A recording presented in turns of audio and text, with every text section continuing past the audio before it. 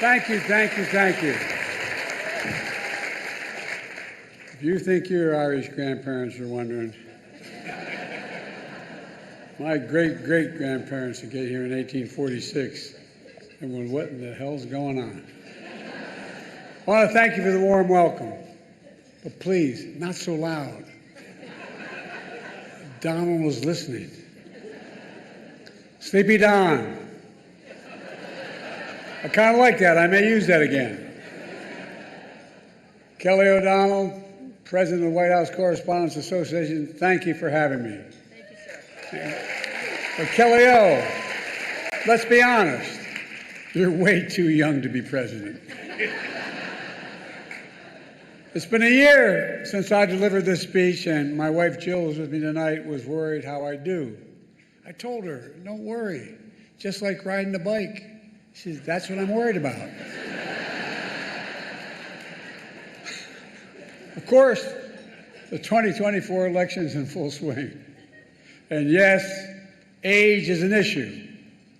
I'm a grown man running against a 6-year-old. Well, I feel great. I really feel great. I'm campaigning all over the country. Pennsylvania, Georgia, North Carolina. I've always done well in the original 13 colonies. And speaking of history, did you hear what Donald just said about the major Civil War battle? Quote, Gettysburg, wow.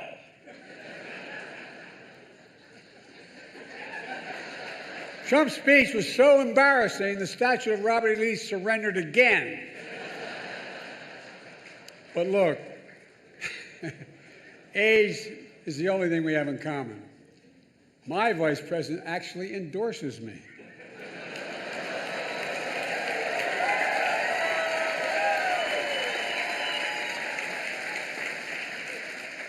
I had a great stretch since the State of the Union. Well, Donald has had a few tough days lately. You might call it stormy weather. What the hell?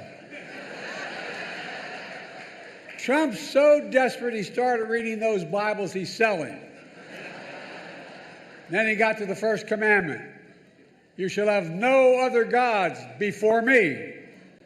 That's when he put it down and said, this book's not for me.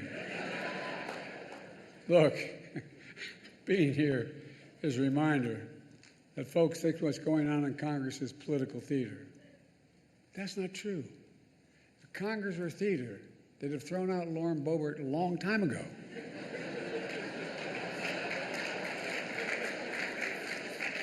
Now, to all my friends in the press and Fox News, some of you complain that I don't take enough of your questions. No comment. Of course, the New York Times issued a statement blasting me for, quote, active and effectively avoiding independent journalists. Hey, if that's what it takes to get the New York Times to say I'm active and effective, I'm for it. It's okay.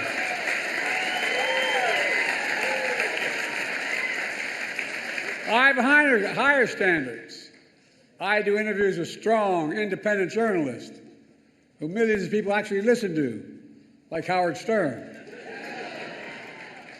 And I know you're looking around and saying, this guy's been doing this for 50 years. He's had his moment. Give him someone else a chance. To say that, I say, Lauren, ignore the critics. Ignore the critics. Lauren's a great friend who's had 8 comedians play me over the years on Saturday Night Live. 8. And who the hell says I'm not a real job creator? Look, Lauren's had even more comedians and actors joke about me, like the funny guy in Weekend Update, Michael Che. He's hilarious. Scarlett Johansson, you did such an incredible job in your State of the Union rebuttal that you should be do Weekend Update. Clearly, you're the funny one in the family.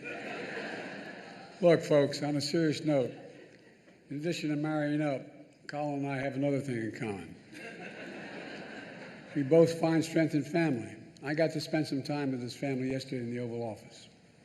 Colin's dad was a high school teacher in Staten Island, and his mom is an incredible woman, a family of firefighters, was chief medical officer in New York City Fire Department on 9/11. As a doctor, she rushed to ground zero, risking her own life, treating and saving fellow first responders. Rushing into danger for others is my definition of patriotism and heroism.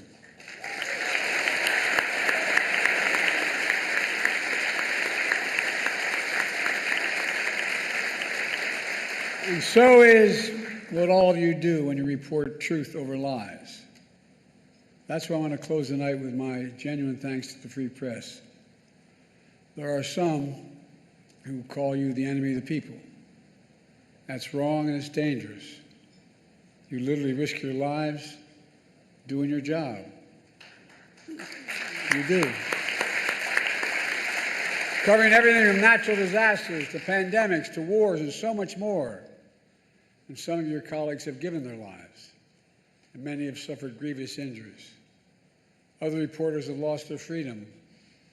Journalism is clearly not a crime, not here, not there, not anywhere in the world.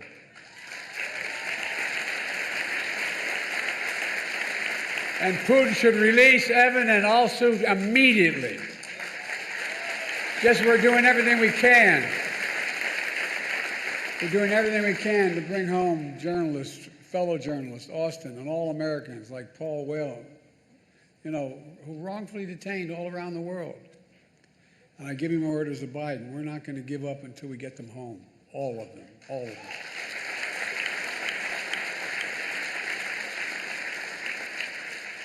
On the third anniversary of January 6th, I went to Valley Forge. And I said the most urgent question of our time is whether democracy is still the sacred cause of America. That is the question the American people must answer this year. And you, the free press, play a critical role in making sure the American people have the information they need to make an informed decision. The defeated former president has made no secret of his attack on our democracy. He said he wants to be a dictator on day one, and so much more. He tells supporters he is their revenge and retribution. When in God's name have you ever heard of another president say something like that? And he promised a bloodbath when he loses again. We have to take this seriously. 8 years ago, you could have written off it as just Trump talk, but no longer, not after January 6th. I'm sincerely not asking of you to take sides, but I'm asking you to rise up to the seriousness of the moment. Move past the horse race numbers and the gotcha moments and the distractions, the sideshows that have come to dominate and sensationalize our politics. And focus on what's actually at stake. And I think in your hearts you know what's at stake. The stakes couldn't be higher. Every single one of us has a role to play, a serious role to play, in making sure democracy endures, American democracy. I have my role, but in all due respect, so do you. In the age of disinformation, credible information that people can trust is more important than ever. And that makes you, and I mean this from the bottom of my heart, makes you more important than ever. So tonight, I'd like to make a toast. To a free press, to an informed citizenry, to an America where freedom and democracy endure. God bless America.